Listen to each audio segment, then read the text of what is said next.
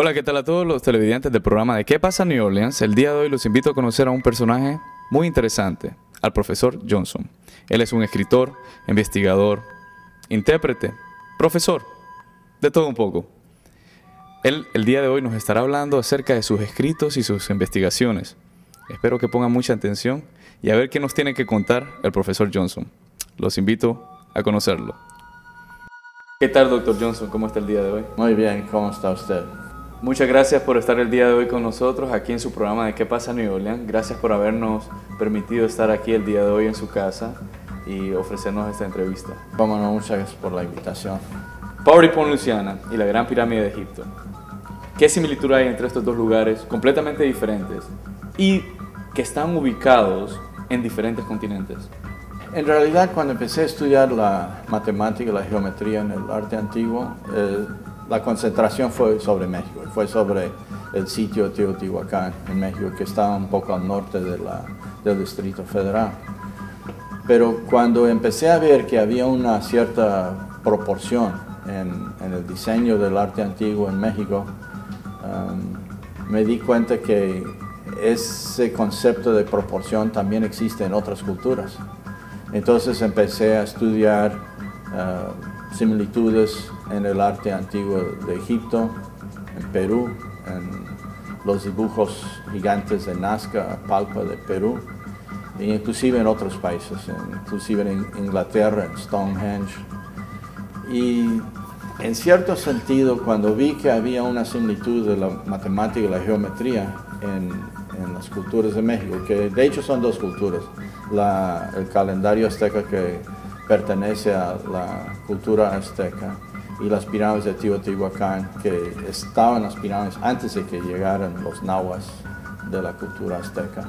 Entonces, esa comparación del calendario que viene de Tenochtitlan, el centro de México, la capital, y las pirámides de Teotihuacán, de hecho era una comparación de dos culturas. Entonces yo me di cuenta que, bueno, esa similitud de matemática y geometría a lo mejor se encuentra en otras culturas. Llegué a los Estados Unidos, claro, en los Estados Unidos hay muchas culturas indígenas y hay muchos, lo que llaman mounds o montes, montículos de diferentes culturas. Y se me hizo, debe haber una similitud igual entre las diferentes áreas arqueológicas en los Estados Unidos, que muchos de ellos ya no existen, han sido destruidos, no como por ejemplo en México, que han sido bastante bien conservados. Bueno, si se traza una línea de Powderly Point, Luisiana, a lo que es el sitio de Giza en Egipto, y luego si se pone una línea de Giza en Egipto a lo que es Easter Island, en la isla de Pascua, en las costas afuera de Chile, esa línea pasa por encima de Nazca Palpa, que son las líneas gigantes de Perú. Entonces se forma un triángulo y eso se demuestra en un ensayo que hice que se llama La geometría de los sitios antiguos. A ciencia cierta de dónde vienen las personas que poblaron a Powderly Point. Y en cierto sentido Nazca igual, en Perú no se sabe a ciencia cierta quiénes son los pueblos que hicieron eso, aunque bueno, se le atribuyen a los pueblos de Perú, los incas o pre-incaicas. Profesor Johnson, ¿existe alguna relación lingüística entre los antiguos jeroglíficos egipcios y las lenguas nativas indígenas de Luisiana?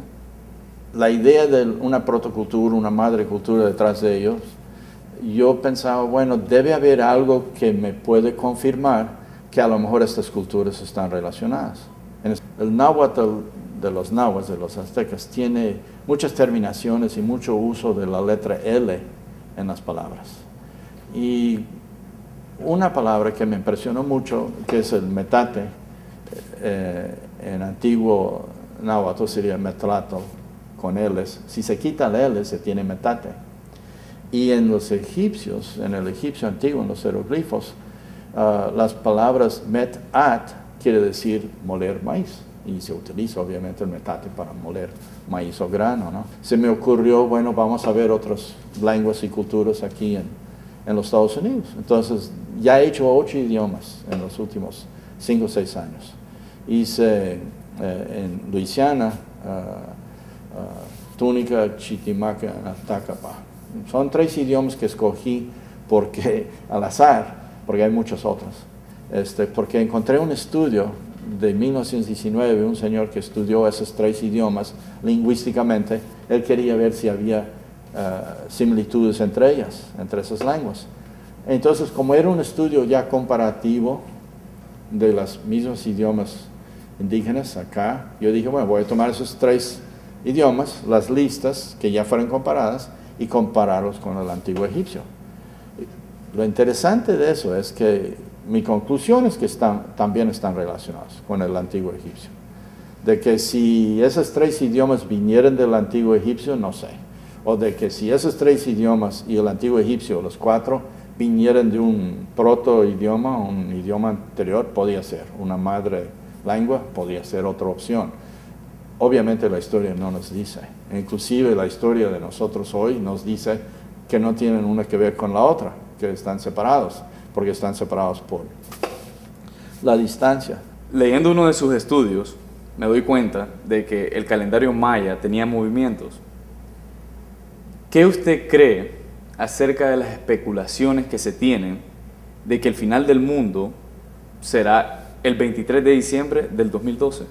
En realidad, los estudios empezaron cuando empecé a analizar el calendario azteca.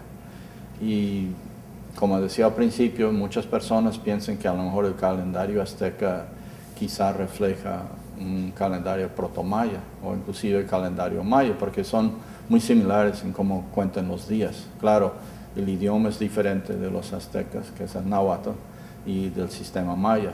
Pero se me ocurrió empezar a analizar el diseño que está encerrado dentro del calendario, de los elementos que lo componen, y posiblemente qué sucedería si se van moviendo estos círculos concéntricos.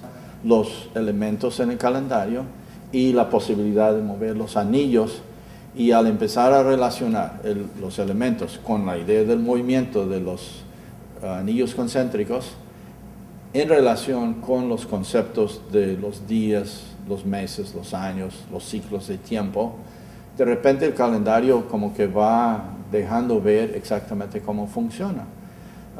Para resumir la idea de lo que hice, al ver el calendario logré decir el tiempo, calcular el tiempo en días o meses o años o ciclos en el calendario a través de los elementos que hay. Hay un anillo de 20 días digamos en el centro del calendario, y ese anillo con el apuntador que hay en medio, uno puede ir moviendo el apuntador y entonces encontrando cuál es el primer día, el día 260, el día 360 del año, etc. Y es relativamente sencillo hacerlo con el apuntador. Afirmó el profesor Thompson, es cierto, no podemos saber a ciencia cierta cuándo empezó y cuándo terminó un ciclo. Eso en gran parte tiene que ver que con la conquista de los nahuas por parte de los españoles se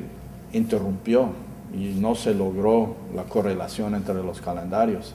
Inclusive la correlación entre calendarios del mundo occidental con los mesoamericanos, los indígenas, hasta la fecha hay diferentes correlaciones y se pelean cuando cómo se corresponde. Entonces tampoco hay una correspondencia exacta entre los calendarios antiguos de Mesoamérica con los calendarios de Europa, del occidente. Entonces, afirmar que el ciclo maya termina exactamente en tal día, tal mes, tal año, como se está haciendo, como decía, es un poco atrevido. No hay un fundamento de ello. Y como decía el mismo doctor Thompson, él mismo está diciendo que es especulación, es puramente especulativo. Aún dentro de todo eso, creo que a pesar de que así sea, hay ciertos factores que hay que analizar. Dentro de las culturas mesoamericanas, dentro de nuestra propia cultura, nuestro afán a veces de querer ver lo malo, el fin del mundo, como hablan, ha habido otras personas, ha habido muchas personas que siempre dicen el mundo va a terminar en tal año. Tuvimos uno reciente en 2005, otro ejemplo que se decía aquí, algo iba a pasar, no pasó nada. Siempre eso sucede bastante frecuentemente. Ahora tenemos encima el año que viene. En lo personal pienso que ya cosas están sucediendo. Si analizamos los círculos de trigo que suceden en Inglaterra principalmente, pero suceden en muchas otras partes del mundo, eso habría que tomarlo en cuenta, el conocimiento dentro de los círculos de trigo, qué relación tiene con el arte antiguo. Es una parte del proyecto que estamos haciendo en Earth Matrix, analizando eso. Hay otros elementos que tendríamos que analizar, como por ejemplo, se habla de un asteroide por parte de la NASA que va a venir cerca de la Tierra cerca del año 2028, 2030. Entonces, hay eventos que uno tendría que analizar que a lo mejor pueden relacionarse con el conocimiento antiguo de los mayas y los nahuas. Puede ser que hayamos equivocado, se hayan equivocado y no es 22, es 2028, que es el año en donde puede haber un acercamiento de un asteroide cerca de la Tierra que puede amenazar la vida en la Tierra. Hay muchos factores, hay muchos elementos que habría que analizar, pero eso sería quizá para otra ocasión, para platicar sobre eso y ver exactamente cómo podemos relacionar el conocimiento antiguo con lo que está sucediendo hoy día. Profesor Johnson, muchas gracias por haber estado el día de hoy con nosotros aquí en el programa de ¿Qué pasa en New Orleans? Y espero que nos reunamos de nuevo en un futuro cercano. Cómo no, muchas gracias y muchas gracias por invitarme hoy.